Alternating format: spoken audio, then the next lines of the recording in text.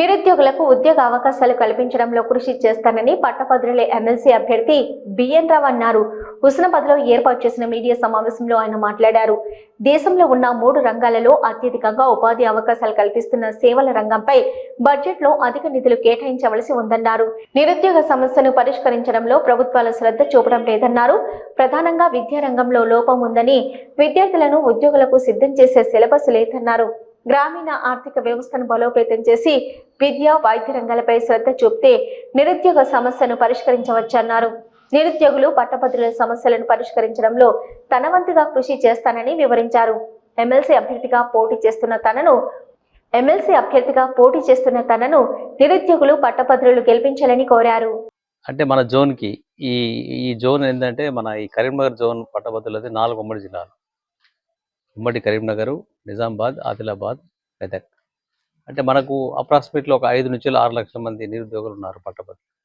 ఈ పట్టభద్రులకు ప్రధానమైన సమస్య ఉద్యోగం కనుక ఈ ఉద్యోగం వీళ్ళకి ఎట్లా ప్రభుత్వ పరంగా, ప్రైవేట్ పరంగా వీళ్ళకి ఎట్లా ఉద్యోగాలు కల్పించాలనే అంశం మీద గత 3-4 నెలల నుంచి నేను ఎంతోమంది ఫైనాన్స్ ఎక్స్పర్ట్స్, బడ్జెట్ రూపొందించిన వాళ్ళతోని, ఎకనామిస్టులతోని, ఇంటలెక్చువల్స్తోని, సోషల్ ఇంటలెక్చువల్స్, రాజకీయ అవగాహన ఉన్న వాళ్ళందరితోనూ కూడా, వైస్ ఛాన్సలర్స్తోని, వీళ్ళందరితోనూ కూడా, ఉపాధ్యాయులతోని, లెక్చరర్లతోని అందరితోనూ కూడా సంప్రదించి ఒక జాబ్ క్యాలెండర్ తయారు చేశాం. ఈ కరీంనగర్ గ్రాడ్యుయేట్ ఎమ్మెల్సీ దానికి సంబంధించిన 4 జిల్లాలకు సంబంధించిన this is called graduate constituency. Graduate MLC constituency అంటే ఈ 4 జిల్లాలు వస్తాయి. 4 జిల్లాల్లో ఉన్న నిరుద్యోగ పట్టభద్రులందరికీ కూడా ఉద్యోగ కల్పన ఎలా చేయాలి అనే దాని మీద విస్తృతంగా చర్చించి ఒక క్యాలెండర్ తయారు చేశాం.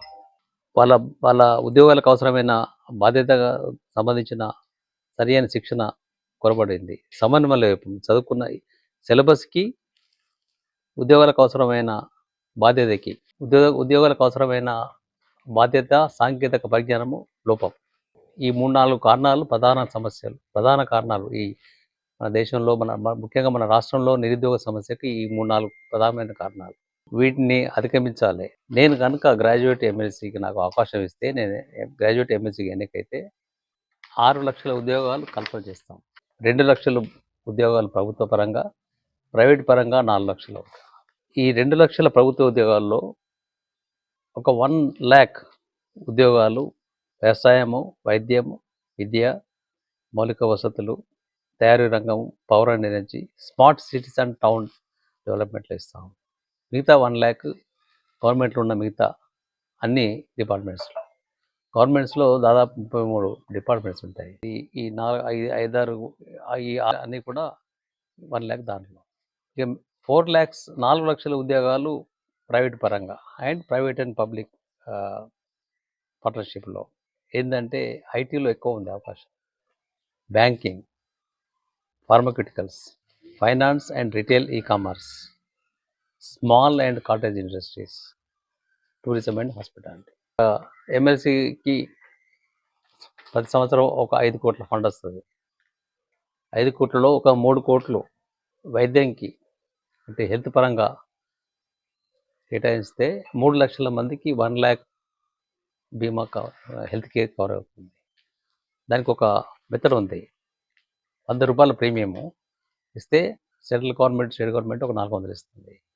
సో 350, ఇది ఒక 100, 450 రూపాయల ప్రతి గ్రాడ్యుయేట్కి సంవత్సరానికి 1 లక్ష రూపాయలు కవర్ అవుతుంది. ఇంకొక 1 crore ఉంటుంది కదా. ఆ 1 crore లోపల గ్రాడ్యుయేట్స్, పోస్ట్ గ్రాడ్యుయేట్స్, ఉద్యోగ సివిల్స్ అంటే ఎగ్జామ్స్కి, ఉద్యోగ అవకాశాలకు, అంటే కాంపిటేటివ్ ఎగ్జామ్స్ ప్రిపేర్ అయ్యే వాళ్ళకి వాళ్ళ హాస్టల్ ఫెసిలిటీస్, వాళ్ళకి అవసరమైన పుస్తకాలు, ల్యాప్టాప్లు కానీ ఇట్లాంటి సౌకర్యాలను అందించడానికి వెచ్చిస్తాం. ఇది ఉద్యోగ కల్పన, పట్టభద్రులందరికీ హెల్త్ పరంగా, అలాగే చదువుకున్న యువతకి, గ్రాడ్యుయేట్స్ కానీ, పోస్ట్ గ్రాడ్యుయేట్స్ కానీ ఈ సదుపాయం కలగజేస్తాం. పనులే చెప్తున్నాను నేను. ఈ 5 కోట్లు ఏదో ఎక్కడి నుంచో కాదు.